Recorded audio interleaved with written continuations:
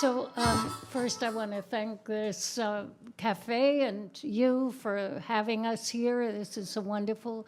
I want to thank Heidi Seaborn for her hospitality and welcoming Will and I here. It's so great. I love your weather. There's, I sort of want to take a bowl and take it over to Taos, where we don't have your beautiful weather. Beautiful, be proud of it. So I do have books here. In my books, I have been consumed with the question of freedom, what it is and what it means. I look to history, myth, and the dead to see how to frame it. In A Bell Buried Deep, I look to Genesis and the story of Sarah and Hagar. In Vocabulary of Silence, I stand from afar to the U.S. war and occupation of Iraq. In Root Work, I turn my gaze to our own history with imagined letters of abolitionist John Brown, Mary Day Brown, and the voices of runaways and ghosts. And in Girl, I turn to the internal life of a girl. I look always for the bruised beauty of women and the land. In that respect, I hope these new poems, whose prompts are jazz musicians of the US and the drums and clash of war, continue my quest. Art Pepper plays. Listening to Art Pepper play, you'd be so nice to come home to, and thinking how the blue pines descend like stately women down the mountainside, ruffled in green this time of year, prickly, yes, like girls just before their period. Cones covering the ground, those little worlds women drop along their way.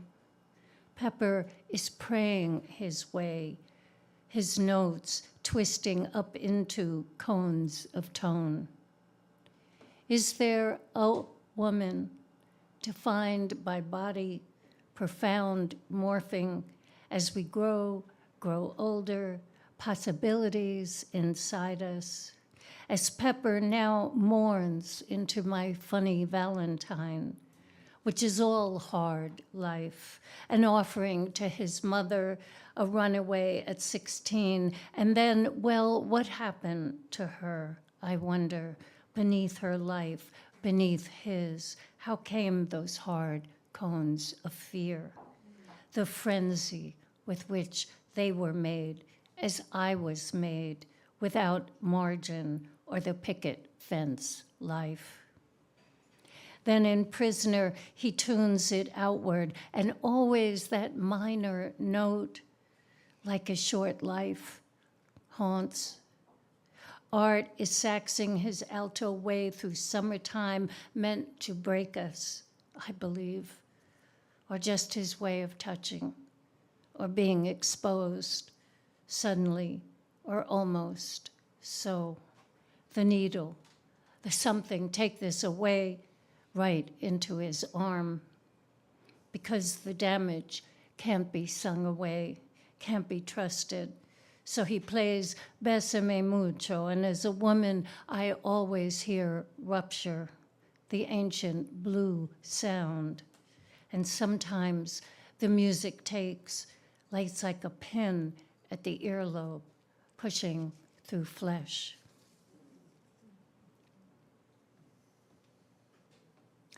Listening to Billy. Strange how I sift and shift as if the music without her cannot scorch, cannot scrape is scentless, but her voice, her body and belly, her sweat and the deep red of her lipstick, and always the hinge of white gardenias, and how history flows down her neck into her breast and hums and hollows the horn into jasmine music and the slow burrow of her song. You see, we must feel the plum of her voice. Even if we arc and fall to the knees, I will tell you that fall, that kind of sting is grace. I will tell you how when grace is run through the sax or piano or even the ashes of a woman, it can scald until you are split into a gleaming cry. I tell you, such calling is a wave held back by a breath and another breath.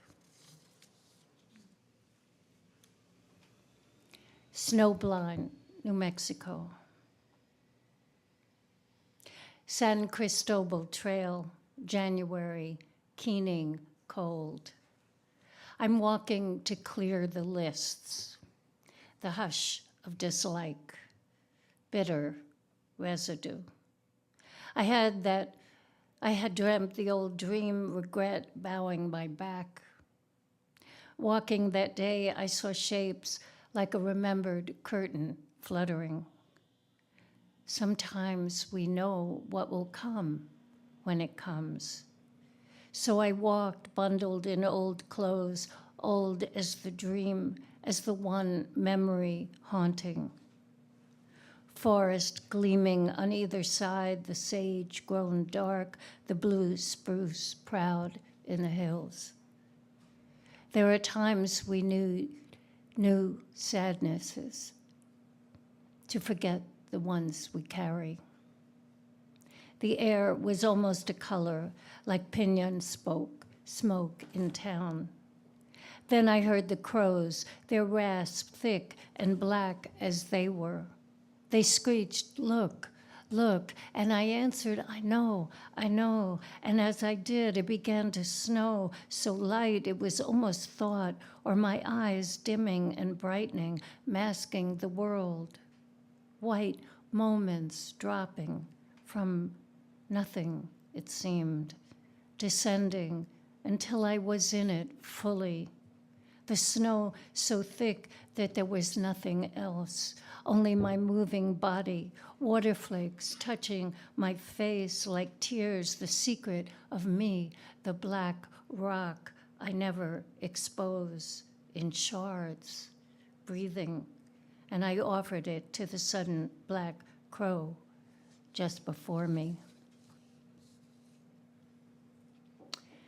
Duende in New York. One milky eye, one brown, most days, round 4 p.m., the old man pedals his blues, riding his bicycle, his boombox wedged between the handlebars, releasing Bessie Smith, Blind Willie Johnson, Slim Pickens, Lead Belly, Moms, and Robert Johnson, always at the crossroads. Oh, but that's singing. You could call it singing, or toil, or hands, or a swinging rope, or love. Oh yes, love. Those voices brought us to something old and southern and indigo, plucking our bones like music was a nerve in us for a moment. As he cycled his way down our street through Hell's Kitchen, 8th Avenue, 54th Street, past the bodega, the bootleg, the huge concrete apartments sweating their bricks. As he passed before us, we heard the used-up guitar voice of a woman singing, crying, "Daddy, oh, Daddy," her sweet man gone. The old man bore his blues near our chalked-up hopscotch squares, whiskey bottles, burnt tires, busted walls, car doors open, 4 men with their dominoes clicking on the 4-square table on the sidewalk. He carried his music into the damp dusk, where he began to fade, though we could still hear the wailing above the traffic, above the sirens, the tinny air conditioners. We heard it. We knew it.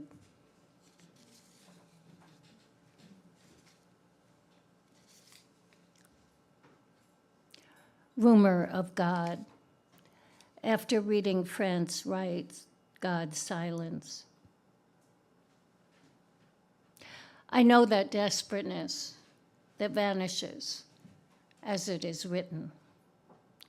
Those scars, which after all are marks of healing. Climbing a ladder through your life on thin wood into a nothing. Turning a grizzled face to sunlight, wondering if this God is a God who could call you out of yourself. I know the mind's sharp chatter that cuts and slices. The silence is filling with color, shifting to a darkness, a bent body hugging itself, the aged holding the child life, how the buzzing and clanging of a world burning itself does not offer a place of safety.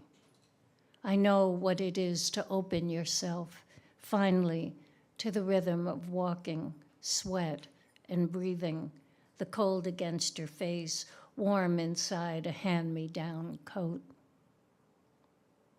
I see the hawk's golden face, the image of Mary everywhere in this Catholic of places, of crosses and descansos. And France, you center on the Father, offering yourself again and again to the Father's silence, the unimaginable, how you stretch for it almost, then a word, that small thing, its letters, a rumor of God. And just 2 more. And this is for Gaza. The throat of these hours, after reading Muriel Reichhauser's Speed of Darkness. It is the dead who bother the body, their amputation of a word before it becomes, how they catch like a snag in the everything of weeks, how I remember the dead with their concord of moans, their damp clamp of sentence, how many, when the many accumulate like a lifetime, those war dead, the ones who went, the ones who didn't, the ones who never looked up. They crowd inside me so empty of their liver, intestines, the lovely kidney, 3rd finger, I won't say heart. I won't. Who will be the throat of these hours? How the kill is done, who does it, why it is done in the heavy rain or on the street or in the car, the brittle battlefield, or a place so green it hurls its color at you, or the rice fields or banana fields, or that which calls for a lake or desert or mud, land, grass, sky, cow, duck, child, infant or pregnant, woman, herself, an alphabet or abacus or something else, something dwindled down to your own odor. The dead trembling in their neutered time. What war, what murder flows through the shape of your body, speaking its evidence? Those dead lose words. Ambulance, breath, buffalo, chiffon, clavicle, conflagration, cuss, croon, crocus, cobalt, crisp, cafe, dandelion, delirium, dunes, echo, eyelash. Well, I could go on and on and on, and perhaps that is it. Those words the dead will never list or lisp or say. Perhaps it is as simple as that, as deadly, as catastrophic, as calamitous, as enough as that. Oh, and chrysanthemum. And my final poem is for Heidi Seaborn, because I love her. I love her. Holding Hayden while looking at dead bees. Bees die in my home all through the fall. I find them on the steps, between the windows, on the rug, sometimes in the bookshelves, even in the sheets, commas of stiffened bodies, their transparent wings folded back against their hump of striped gold and black, faded, as if they are keeping something to themselves. In their dying, there is the familiar coil of monks in flame, or a twist of paper lit to light the stove. Bees folded into their beeness. Hayden is too and leaning on the window shelf. I'm behind him, holding him, and he says, bee. And yes, there is a curled bee, stiff, almost parchment, sleeping till spring, I say, to keep death away from this child. I make a buzzing sound for Hayden, tell him the story of honey, by which time he is eating it by the spoonful from the jar. And there, in his fat palm, this delicate unlife. Bees die in handfuls in this house, and in their dying have flown here, upon this red rug, in the slats of my windows, come here to tell me about the child in my arms. Thank you.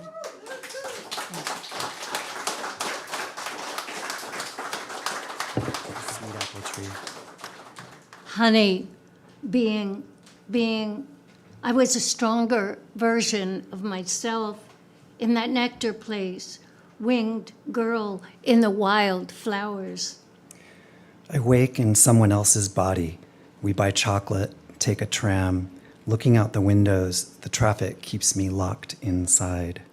Crevices of cabinets for my slow spoonfills sipped make me light, sweeter than Sometimes I want to say to you, lemon, ginger, cayenne. how far we've wandered, the streets compressed with heat and strange, how much together this garden of trees, how close we. Stop. You know this already, the story we made. High on the highest branch and its leaves and the rain and the map, what cannot be undone? And you now forget, forgot, or unable to reach? Please, you must tell it if you can. How slowly the canvas awnings, the poles, the broken racks and cord, the tables stacked, the dreary space, the street's leavings come undone. How slowly concrete decays in the heat. First, the colored paint, then grain by grain corrodes. I'm going to be reading from the Artemisia. And most of this is a correspondence. Much of this is a correspondence. It's a love story. It grew out of a correspondence, and many of the poems have two voices. So thank you, Veronica, for starting this out that way. The poem we just read is toward the end of the correspondence, and she's about to leave. And so here's what happens. Severance. April to Hatch. In the beginning, you cross the bridge alone toward your first love. The river is hardly speaking, but it feels the long pull. You hold hands, kiss in the woods, and summer comes. Everything in the world is held between. The windows open wide, the hardwood floors in a room full of light far away in a house on the hill. May, subtext. Once, inside the voices and the glitter at the celebration luncheon as you talked, I watched your left hand, palm up, resting over the green silk dress in folds across your lap, like a boat on the sea. Your right hand lay on the table, mapping the single creviced edge of the silver butter knife, almost a caress, rhythmic. You were a compass pointing north, northeast. June, water. I dreamed we were salamanders, and you said, I will teach you to float. And so one day, in the middle of the lake, we let the boat drift away. And without touching, you said, tip your head back. Throw your arms out wide, let your hips rise. It feels like a swan dive back, and all I can see is blue, suspended in the sky, held up to the very edge of this liquid earth. Your voice across the water inside me, laughing, level with the waves, my heart, loved like that. July, water. The light on your skin breaks into amber, violet, lavender, green. Fractures at the curve of your hip and the shadows drawing in, something electric there between you and the simple air. We are drying in the sun, talking, and I say what I see, that you are made of light, that I am falling in, a line I can never cross, should never have crossed. August, deciduous.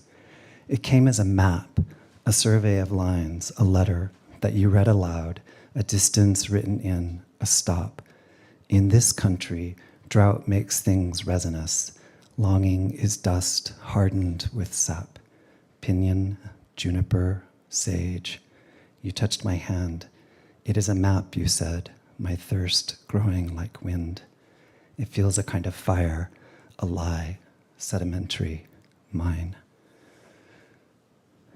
September, ink. I hadn't noticed before. Our letters held their silences, and though we both entered alone together, it was not a place we could actually go. It was a room in our hearts we had made with separate doors. I watched the yellow warblers come and leave. I made you presents I could not give, and then the ravens. I think of you in the morning light, writing your last note, the tea and the honey, the pressed flowers, your reticence, but you spoke what I could not. There is no going back. And then it was just me. December, tempest. Once you held your hand to my back and I could feel the sun, and I knew that you could never leave. And once, shoulder to shoulder, I could feel the gravity between us, and that we were bound together in a way I could not speak. But I was a swarm of locusts in a blizzard with nowhere to land. One by one, I fell out of the sky. May, severance. You asked what I wanted, as if I could say, as if naming could make it possible, but I cannot. And you, wiser than me, nod, then smile, then turn, then walk into the light of the day. January, Paris. Otherwise, the sky would be white as the inside rooms of spring, a wind across the steppe, a silvered roof, bare arms outstretched. Instead, the rowan tree with her crimson scars turns on her heel, whirls away again.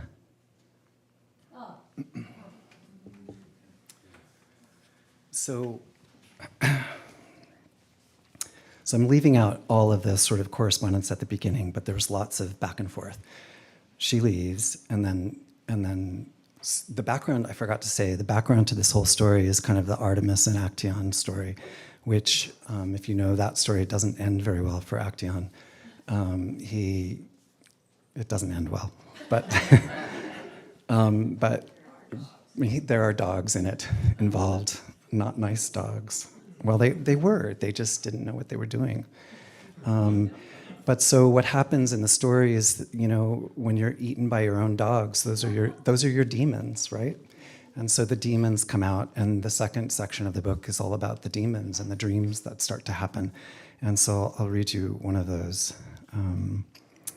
This is called April's Casement. I don't believe a thing my body says to me, like eat chocolate, love you, because he's just a window filled with trinkets, shiny knobs, hinges, painted butterflies, and a blue you can't get there from here.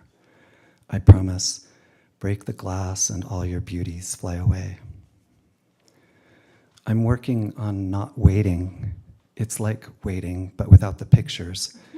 So you run into things and then you forget. She said, I lean too much on lack. I don't even know what shoe to drop or where we are in the hymn, like an endless snake in a snake or a bowl full of cherries. They're all gone someplace else. And now it's starting to snow again, and I'm still swimming uphill, not waiting at all in the still, not yet quite dark. The light is brightest at his head, like rosebuds at noon. I can see the aphids from here, surrounded by ants, but the shrubbery is dark as knees. The middle place is barely lit. Still, the dogs are at his feet, dreaming mint pistachio ice cream dreams, always cold and sweet.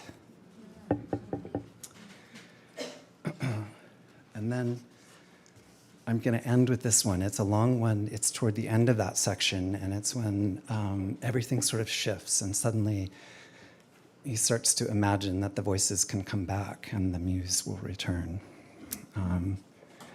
This is called The Causes of Decay, which is actually a hexagram, a hexagram in the I Ching. And it's about what causes decay. Curled up and by me, entwined, your legs drawn in, laughing like a bird, and the veil drawn over between. I want to be alone, or with you, like eggshells or deceit, that outward face in. I remember so clearly 2 worlds. I was split in half, and no one knew, or late now, snow moon, waiting and waiting. Gas cap, toothpaste, drive to the plains, walk, sleep, read, write, walk. Finally home. A tangle of women swim toward me, swirling, the mysterious one leaving, returning. She is young and pretty, and I want her. She asks to marry on the weekend, and I say yes, excited because she is dressed in flowers and all will be well. But then I remember I am already married, and on the way to the church, I am late, and I have to work, and I have to tell her, and I think about calling, but I think I should tell her in person, and I'm still trying to catch a yellow cab, or should I walk, or take a tram, or marry both? And what would she say? And what would she say? And the sky is blue and dressed in white lace in the San Gabriel mission in an old Spanish town like LA, because she is Catholic, and we must marry in the church of our mothers. The door to the house is ripped from its skin. Light streams into the foyer across the tiles, reflected off the mirror through the cracks on either side, unhinged. The wood is splintered, torn. I can't put it back. It won't close, won't lock. Tipped to the jam, it won't fix, and the light pours out in sheets. I wake up thinking about sex with strangers. It's alienating. The sky is blue, the garden's thirsty, hot, centered like that. Pelvis to pelvis, how perfectly we fit. Lips in my mouth, the better to speak you with, my dear. Feel something, heat rising. I want to be inside. Pink salt dust clings to the crystal salt boat, a kind of desert on the glass, a perfect storm. Apples, avocados, cheese, pasta, scallions, blueberries, wine, Baudelaire. You hold the pencils like a knife, twisting, drawing down toward your body, laying paint in long, sinuous lines. These are trees, a garden of trees, each slowly thickening, as if to carve the space between, as if the colors in their lanes slowly urging something from within, sculpting ribbons, sunlight, wind, Shiraz, bronze, sienna, then scarlet lake and crimson lake and deep vermilion, the edges of allure. What happens when you cross? We walk together side by side in a dark set of rooms, a hallway in an evening place, not a city, but chandeliered with noises in the walls, a catacomb, cut rock and shadowed to a gathering of names, pinned and yellow with voices. We are standing at the wall, choosing. And then you are leaving again, your long legs striding into the cobbled dark. A psalm of sedges, obtuse, dry spike, sun, loving, western, analog, clustered, mountain, woolly, needle leaf, little wing, water. Because of the war, we hide in the bed inside a wooden frame, buried under blankets. Stay low. You press against me, curl your hands into my back so that your narrow hips lock into mine and your skin waits still. I trace the length of your spine to the sacrum and think how oddly shaped you seem, how frail and human, that the skin and bones beneath are bent, singular, heading toward overuse, a kind of wear in the form, a triangular stone for making wishes. There, pressed into you, toward the idea of you, how possibility still waits. Even with this lurking disintegration, there is still light, as if from inside you smile. Dark blue skies bearing rain and the long blonde streamers in waves off the drop seed, like white caps on a sandy sea. I tell all my stories to the flame at the small of your back in a circular script. Side by side, we are wrapped in leaves, lemon, butter, salt. So from the land of enchantment to enchanting poets and very dear friends, they're here because almost every Saturday we meet on Zoom, the three of us, and share poems. And it's really a special relationship. And last April, when Will's gorgeous book was launched, I was invited to come to New Mexico. And we read in Taos, and we read in Santa Fe, and we read in Albuquerque, and now we're reading together here. So thank you so much for having us. I am sure that I'm not the only person who's lost someone. And as we've watched the world unfold over the last few years, sometimes my father died 12 years ago, and sometimes I'm like, oh my God, my father would not believe, right? Okay, so I'm going to start with, I write poems to him, telling him what's going on in the world. And this is one of those. It's fairly new. This is all new stuff. Missive to my father from the now. And you will wonder where the salmon have gone, and I will respond about the physics of water and the artistry of land sculpture. And doesn't that sound less damning to your ears now? And if you ask how I am, I will tell you, some days I watch the sea as if it's my child, intent on knowing her future.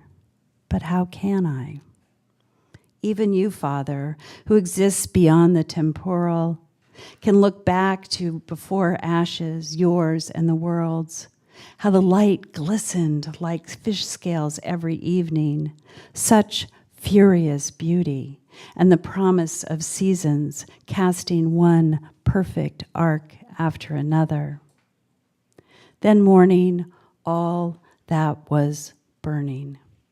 And not just the oil fields and cities, and not just the woodlands and mountains, and not just the meadows and vineyards, and not just the suburbs, and not just the lakes and rivers and streams, and not just the seas. There is a seething. I can't tell you how it began, exhumed, as if our skin had also burned, revealing dark bones tethered in anger's muscle. And I am frightened. I would say, I wish you were here, Father, but I left you sleeping. And when we meet in my dreams, I tell you of my home of seagulls and wind, how I wake to their cries and worry, of the rains that beat back the flames, of the beloveds and language that sustain me.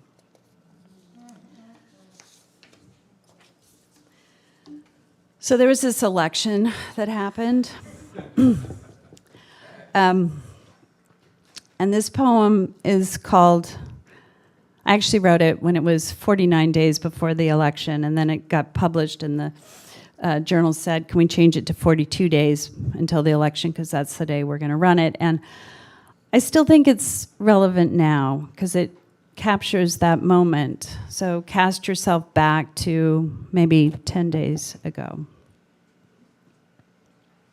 Drowsy from inhaling the sharp September sun, I nearly forget what is happening beyond my porch, even as it persists like the hum of a low-flying plane circling over and over, or the abundance of insects teasing the air. Last night, I mistook a human call for an owl's, confused the International Space Station for a shooting star. Recently, I watched a mother bear and her cubs pilfer a trash can before catching my scent, scurrying off. My sister says it's hard work being humans. But I think humans are hard work for the bears and the migrating birds dodging our empty office towers.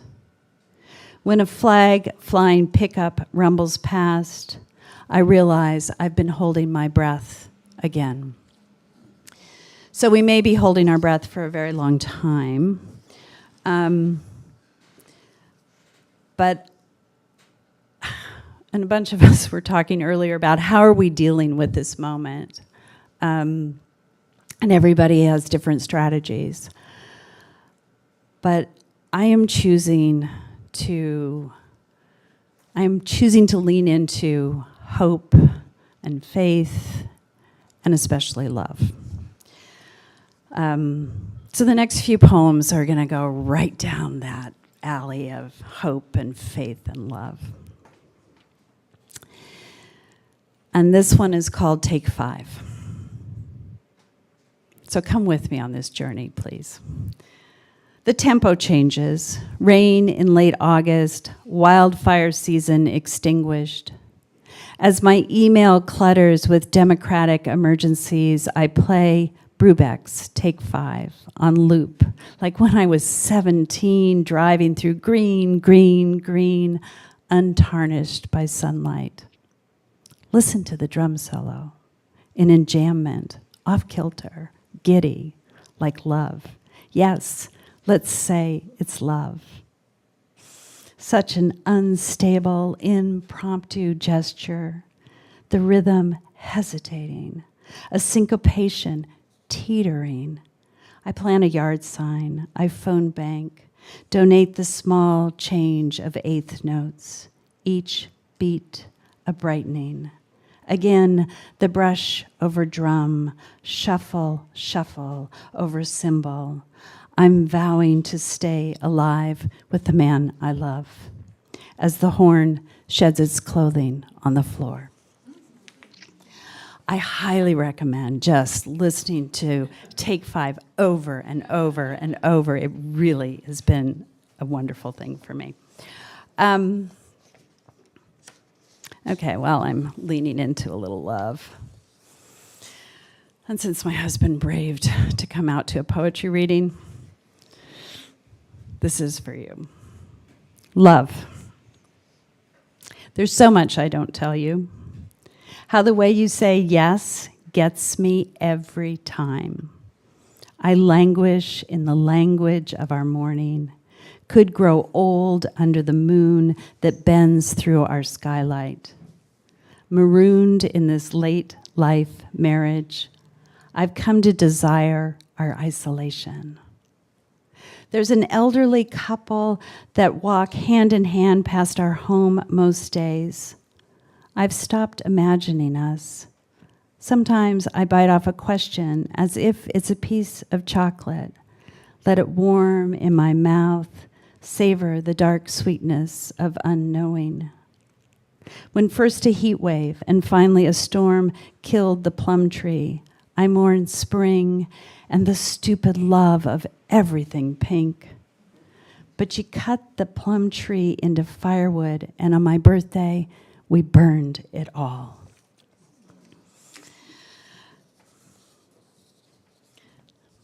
So my mom is listening.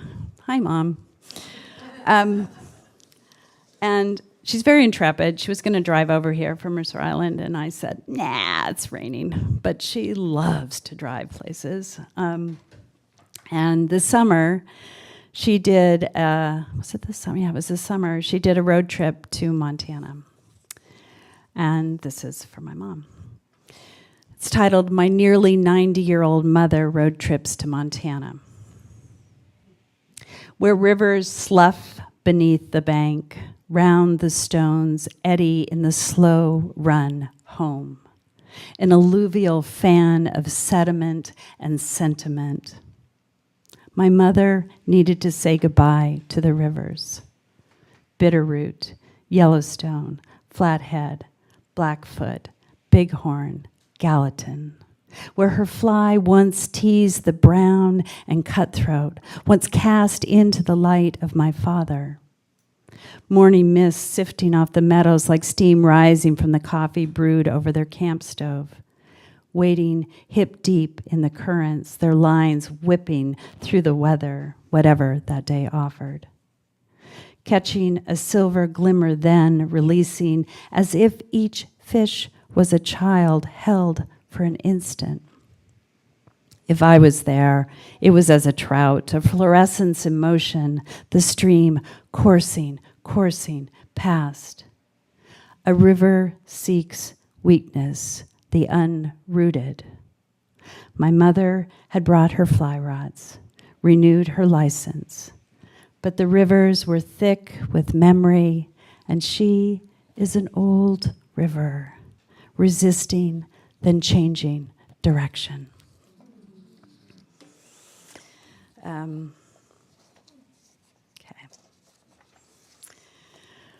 While we're on the topic of fishing, and this is to hope. This poem's called Fishing.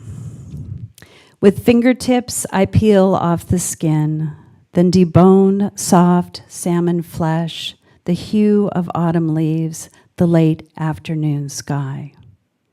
I recently read a poem about fishing, but it was really about desire, failure, and ultimately forgiveness, and it ended with praise. A friend tattoos seek joy on her wrist, challenges me to write joy in the season of venison and bitter greens. So I imagine myself in the blue of Greece, drinking acetico and picking Xiphias off the bone. And then I become the fish, swimming down the gullet. If you desire something for a long time, when it arrives, you feel relief and then grief.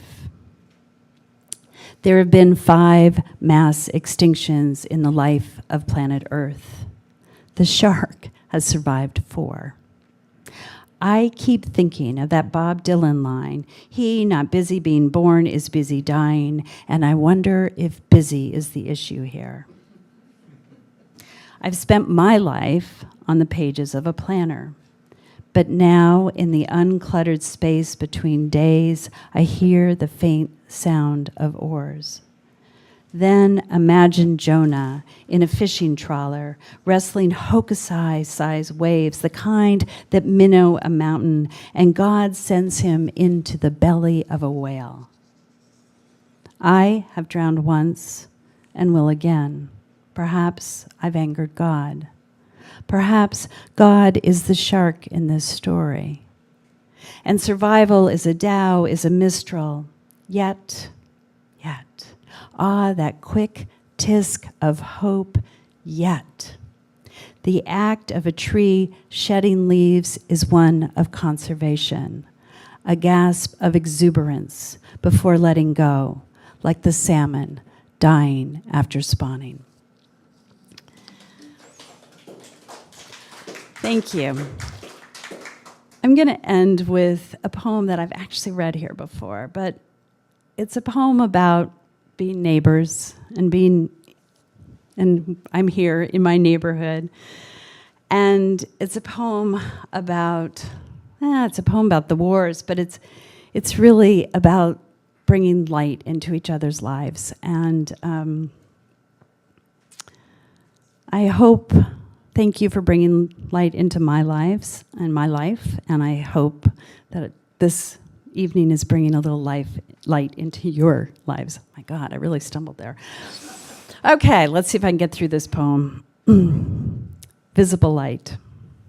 You have bought the wrong light bulbs again. Too bright this time. This time, you brought the receipt, but first you travel the well-lit aisle of lighting fixtures.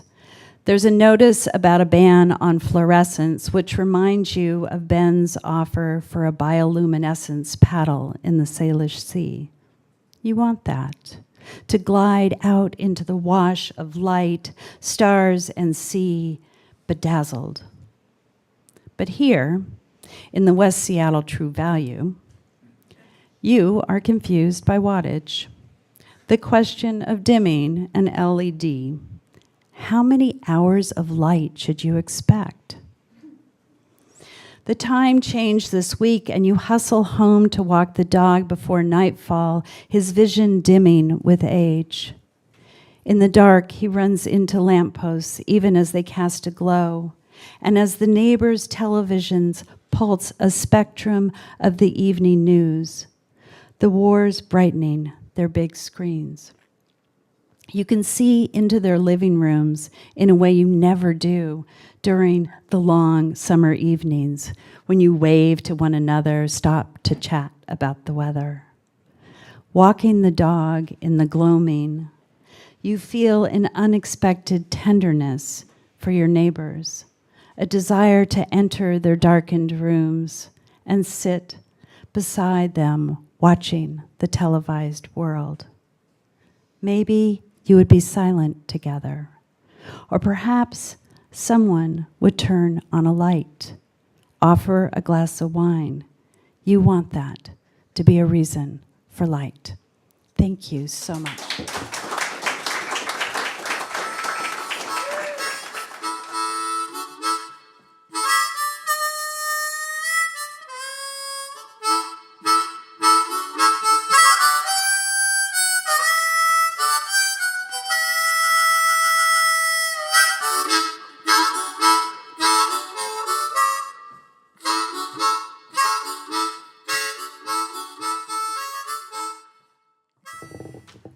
I want to start with a poem that's really not my poem.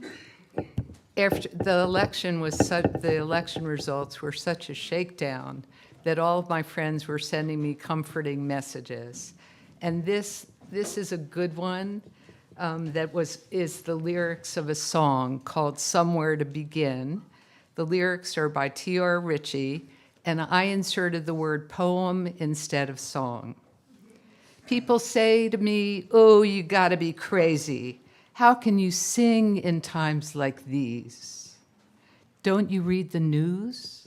Don't you know the score? How can you sing when so many others grieve?" And people say to me, "What kind of fool believes that a poem will make a difference in the end?"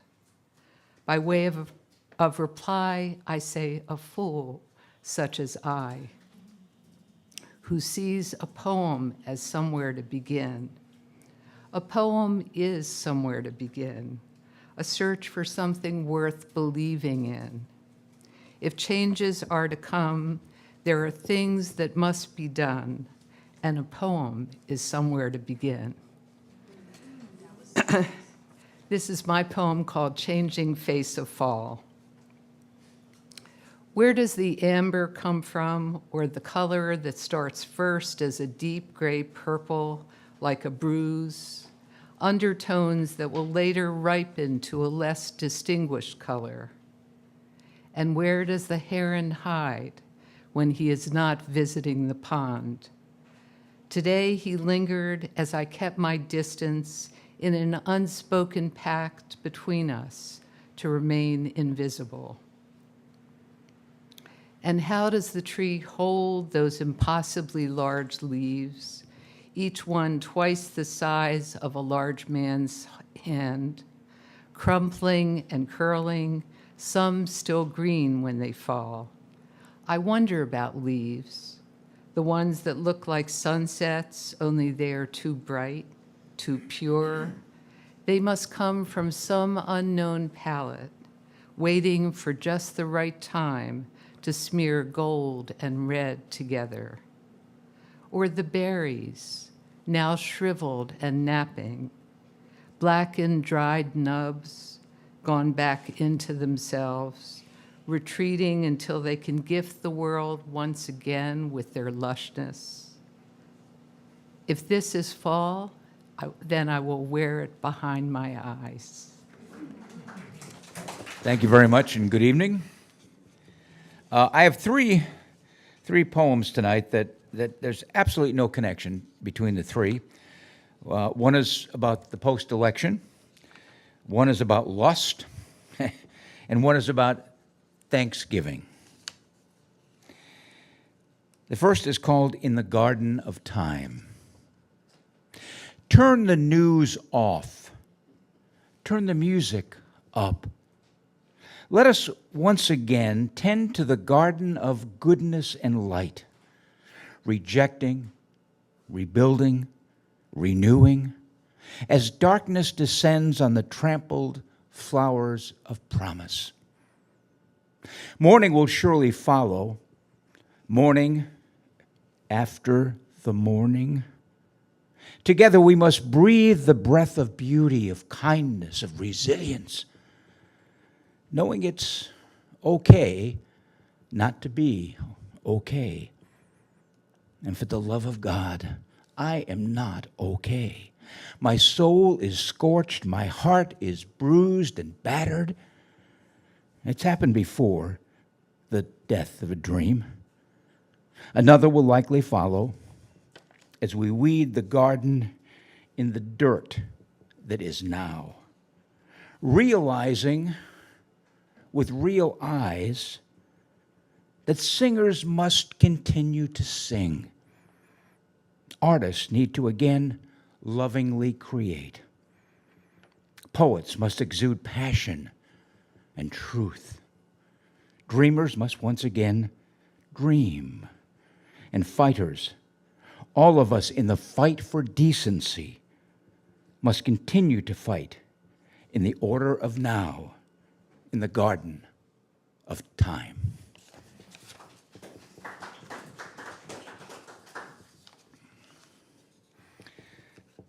This next one is called Gold, Silver, Lace, and Lust. She wears golden heels, and her heart is made of silver, only slightly tarnished by dreams that never came true, but still she dreams. Her body is adorned with lavender and lace, driven by urgency and lust, anxiously awaiting another lover. On a bed of imaginary rose petals, arms, legs, and dreams wide open, to be given, to be taken, to be given back again.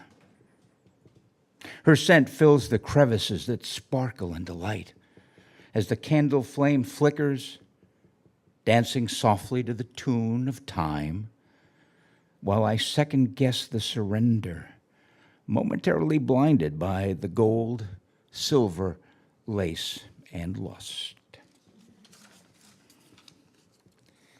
And my last poem is about Thanksgiving. Wrote this is 2 years old. I added 2 lines that bring it more into the present. I sit alongside my ever-present hourglass as the grains of time slip slowly to the pedestal, oblivious to the time of day. There are far more grains at the bottom of the glass as the zenith runs thin, and the currency of time slowly dissipates. Thanksgiving. It offers a marvelous milepost of reckoning, of blessings, considerable and diminutive, as life takes a deep breath and as we lovingly look around. Relationships are the treasure. Love is the magical gift. And Thanksgiving binds us all together with gratitude and grace on a bridge built with memories. Despite deaths and tragedy, which hurts our tired hearts, poisoned by politics, here in the winter of our discontent, today we celebrate a world filled with blessings, ruminations, reflections, and genuflections towards the powers of love. This year, be someone's Thanksgiving. Embrace the day, the moment, the time. Celebrate with love and laughter. For now is all that really matters, a true and special Thanksgiving. So cool. I'm just going to read two poems. I'm going to give back some time, hopefully. This one's called Looking at a Photograph. It's an ekphrastic poem, looking at a photograph of a person looking out a window at Mount St. Helens years after eruption. It was actually it was a photograph. Into that crater, without leaving the room, I traveled, breath like wind. Unlike any hawk, distances could not be gauged. How much space in this body? Without expectations, what needs to disappear is the expected shape of others. The way my arms once wrapped my child to comfort her disquiet, as if a mother is the quiet of snow and not also magma that wants to burn away losses like hers of a country and the other body she grew inside of, impressed in her like a crater. What is the shape of a mountain in me? And this one, it's my last one. Commandments with a line from Jack Gilbert. Tikkun olam, repair the world, says your target practice, moth-eaten faith, implying brokenness. The world, however, demands nothing. No other world but this one. Yes, there's sorrow, and the measured line about that sorrow. Yes, the unremitting skid on black ice, the old terror that haunts your dreams. But you've taken your foot off the brakes, remembering you must risk delight. The way salt and lime sweeten the papaya, and every fall color is due to absence. You find a ruptured, pale blue robin's egg and featherless remains. The curled carcass you leave on a fence post for crows. On the outer half shell you write, open. Safe space. And this is in regards to what is going on, and it's from my latest book. There are moments settled when worry dissipates. In sync, set, grounded, solid on earth, a sturdy, elongated spine up through my lower back. Then a shock swings in like Tarzan on a long tendril, but not to the rescue. A disruptor with bad news.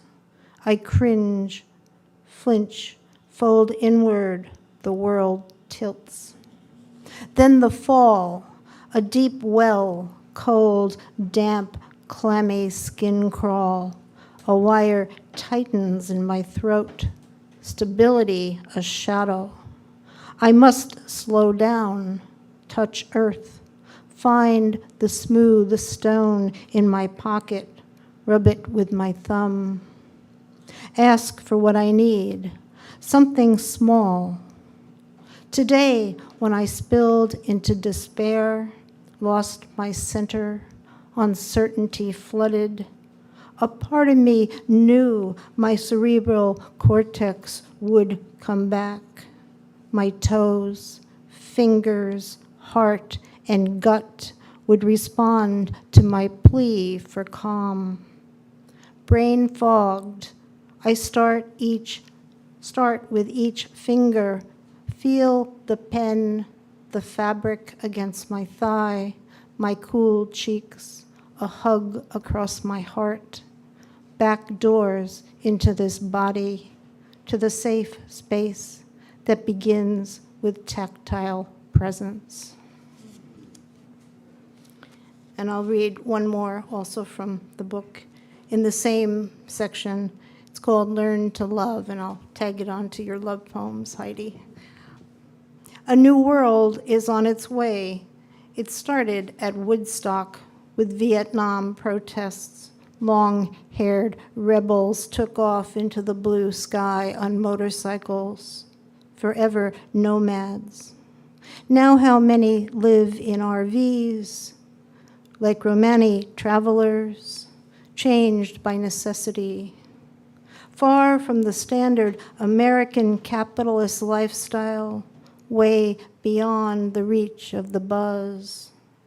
We travel through life and time, make a path, create our heart home. We carry each other, hold hands, learn to love. Thank you. Dave Fitton, and he will be my voice. And I'm trying to figure out how my poems will go with the distress that all of us feel. And when trouble comes, sometimes you need to work it through with great sorrow. That's right. And then come out beautiful inside with an etched surface like beach glass. Oh, good. That's good. Right there. Yeah. And I'd like to give Jennifer vibes to my friends who read for me. Thank you. So our first poem is called Harbinger. Lazing on a beach, summer vacation with friends, all couples, their young children splashing in the shallows. We sipped our drinks, clink of ice, fizz, and the sharp tang of gin. Murmurs, desultory. He glanced at me. Halos around the sun, a haze of mares' tails advancing over the low horizon, across the lake, harbingers of storms.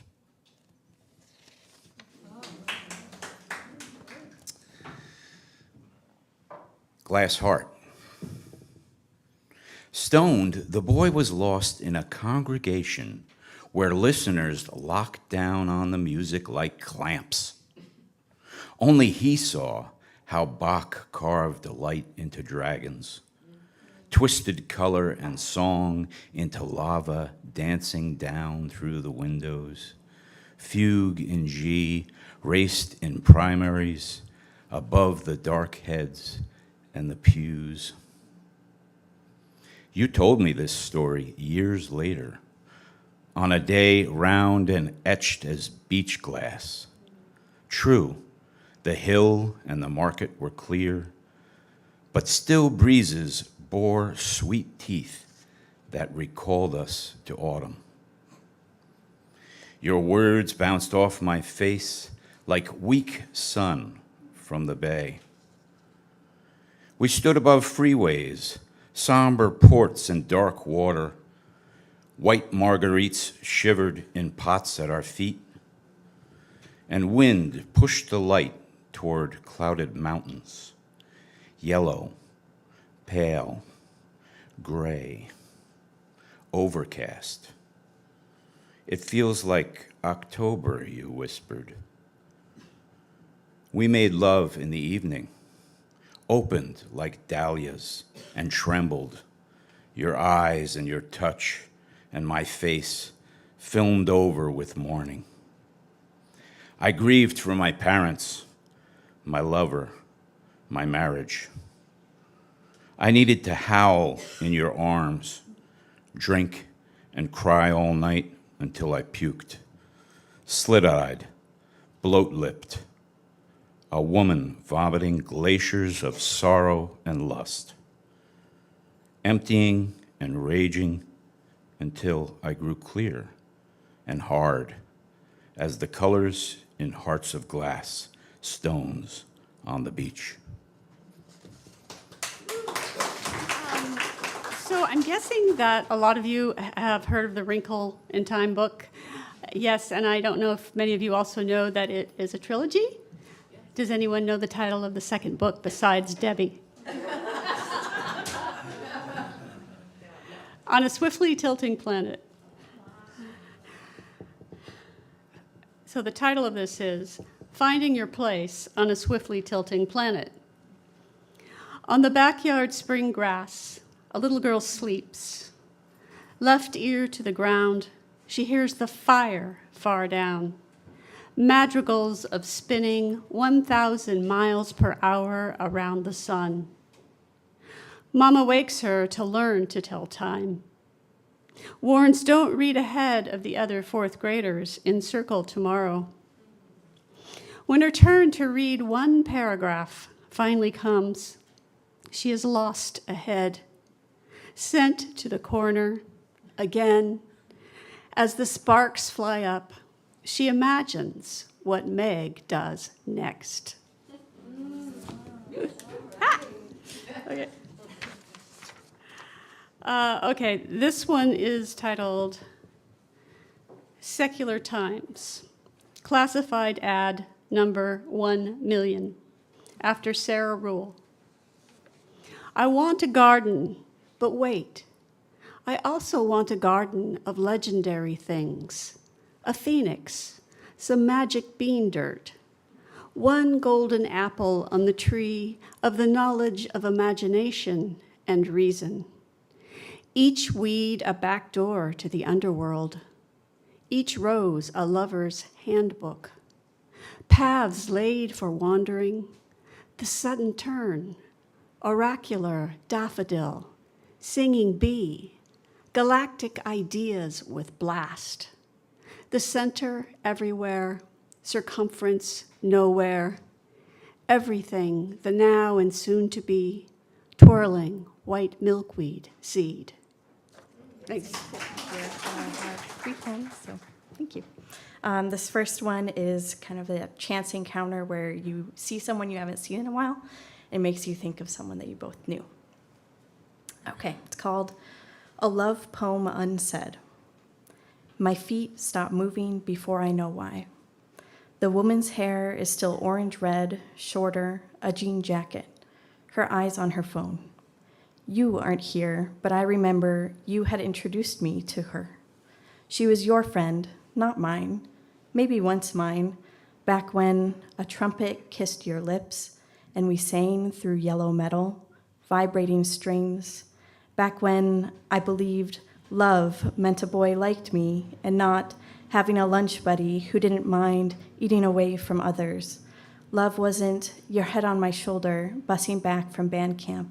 It wasn't the raucous laughter of girls being girls at Applebee's. It wasn't, and now it was, and before the woman on her phone notices me, I am gone. A coward who still can't say your name without grief battering my chest? Who can't ask the woman, wasn't it great when Hannah was here? Do you miss her too?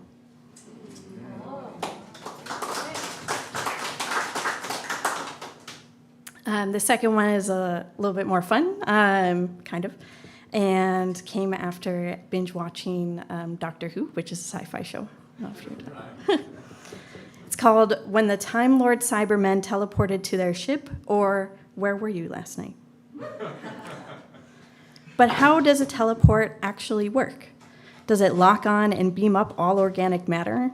But what about their clothes and buttons and whatever thingamabobs are hidden in pockets?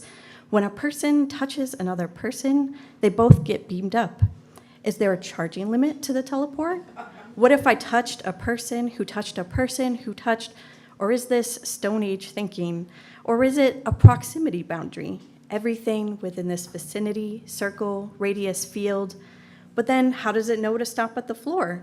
Not to take the electrical, the ceiling tiles? And how does it reassemble? What appears first? A person's feet and legs from the ground up, a base for the incoming mass? Or does it start with the most necessary, the heart, the brain? How does it take all those thoughts and feelings and synapses and perfectly place them back together again? How can a person disappear and come back unchanged?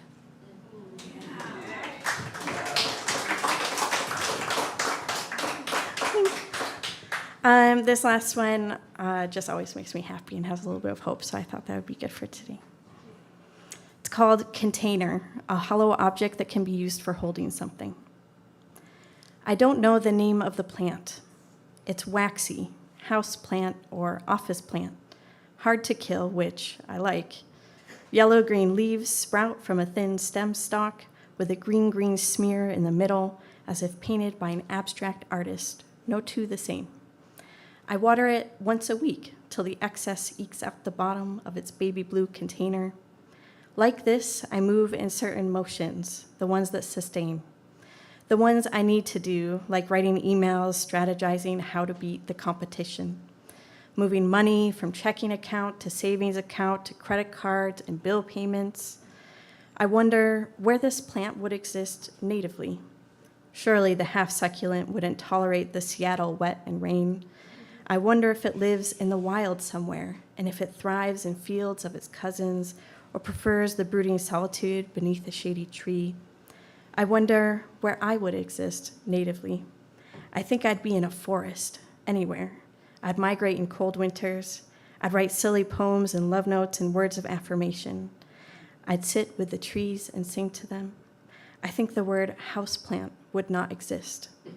I think I wouldn't need to contain anything.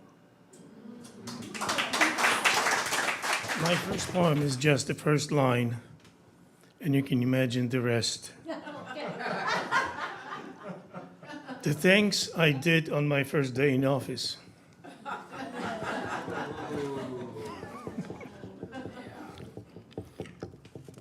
A couple of weeks ago, there was All Saints' Day, so I have a poem about that connects with this. Roslyn, a small town in Washington, on the eastern slope of the Cascades, has a coal-black history. Some 26 nationalities labored in coal mines until 1962, and when the business became unprofitable. The mines exploded a couple of times, most notably in 1892, that claimed 45 lives. We go with our Lithuanian and Polish friends to the dedication of the Roslyn Cemetery, painstakingly restored to its old glory. 5 nationalities have their separate sections: Lithuanian, Polish, Serbian, Croatian, Italian. Beg your pardon. We go from one section to another, lip reading the names chiseled to the tombstones. It's a hollow ground. The dead speak to us with a profound silence and with rusting of leaves. This poem titled Katyn. If you don't know what Katyn is, it's a place not far from Smolensk in Western Russia, where some 20 to 22,000 Polish officers and intelligentsia have been killed by KGB in 42 and 43.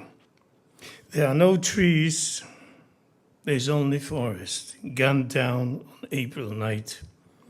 There are no words, there are only shots, 1,000, 20,000. There are no graves, there's only a wound, bottomless pit of tears and blood. There's no day, there's only night, eternal snow of the polar night. There's no song, there are only cries, silent mouth filled with dirt. There's no truth, there are only lies kept alive by the murderous fear. There are no trees, there's only forest, gunned down on April night. And on a lighter note, I love coffee. I order Americano whenever I can. This doesn't make me an American, but that's as close as I come.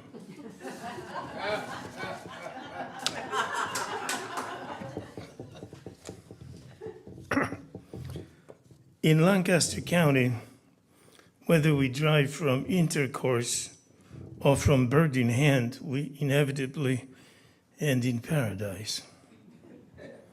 Why the road from Intercourse leads to paradise is self-explanatory.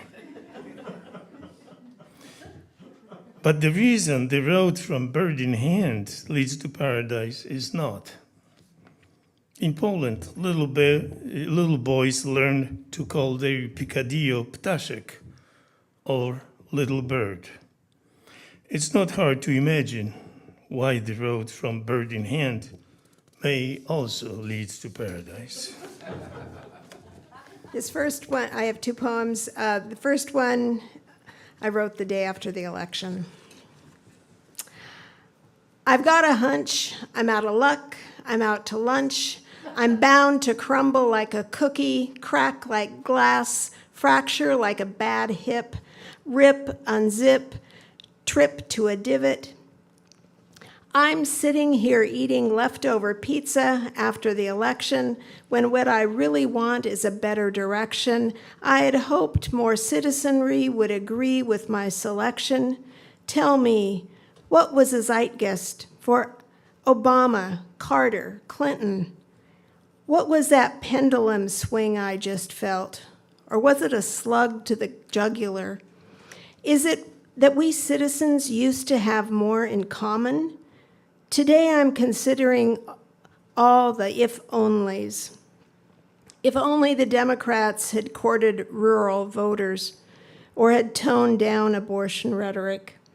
If only we didn't argue about gender pronouns. If only we weren't so quick to share public bathrooms. If only Kamala had come out strong for Gaza. If only Russia didn't fuel the airways with mistrust for media. If only I wasn't so sad. If only Kamala had had more months to strategize. If only I could lose 10 pounds. If only inflation didn't burden shopping carts and hungry hearts. If only family meals were served with helpings of history, along with cups of compassion on alert for dessert. If only the Statue of Liberty wasn't sullied. If only I'd been a better mother. If only property taxes weren't so high. If only my sister didn't die. If only the candidates didn't lie. If only the brilliant rich didn't wield their great ideas. If only social good were rated higher. If only dictators weren't popular. If only life was fair. If only I could live with blinders like a racehorse. Thank you. And I was feeling nostalgic. I came across this poem I worked in special education and on Tuesdays, I would come into a high school special ed classroom, and we had a language lesson, and it was the day of the election. Watching January 20th, 2009 telecast with Ed Herbert's class. The boy who balks when his brain can't think manages to pronounce inauguration. Haley, who was our president yesterday? Tony, who is our president today? Noah, who is our vice president?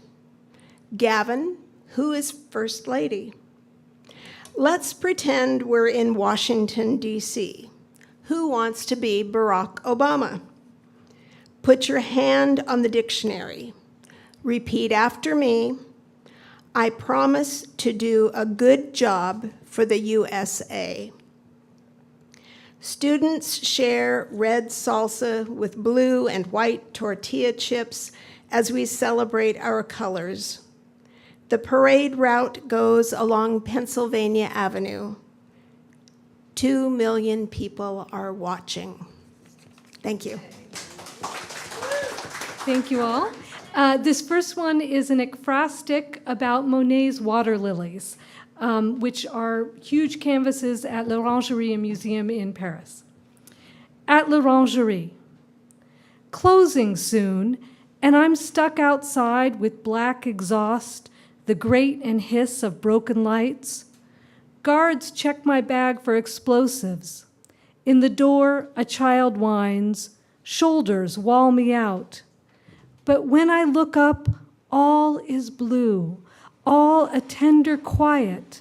I taste honey. A man rows by in a crumpled hat. He dips sunset-stained fingers in the water. My pale wrists cool and wet, flush with petals. My limbs float, diffused. If I am hollow, I am the golden hollow that cradles chords. I am the bridge curved like the sun. I look at my palms. Who is this woman who will vault into the sky? Who holds herself a piece of eternity?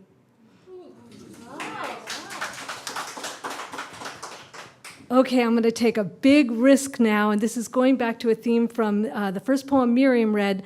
I'm going to sing parts of this poem, and I do not sing. So here we go. I could dance it, but I don't. Hold on.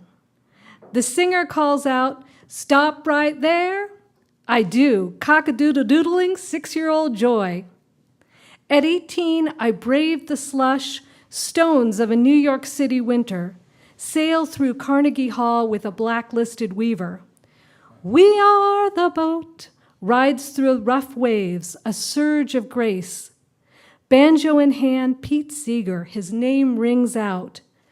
30 years on, our leaders still force us to suit up, march into the big muddy, hate all over this land.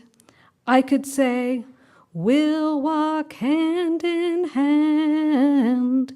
Didn't change a thing, but I cannot keep from singing. It's been a great evening. Hominum. In the land of esoteric baloney, everything said sounds good. Dining there, however, is like noshing on softened store-bought bread, when one could have partaken of stone-ground kernels, harvest of wheat and rye allowed to grow tall. There's no route out of the land of esoteria, as all roads appear good, with no distinguishing good from bad. In a land without sleet, or slanting, glancing, cleansing rain, or pelting hail, flurries of snow, or whitened bones of animals bleached by a notched-up sun. A land where bland is bland and same is same, where only balmy breezes blow above thick-thatched, mush-brown ground, and the evening approach of low, sulfurous clouds. Other than these, no indication.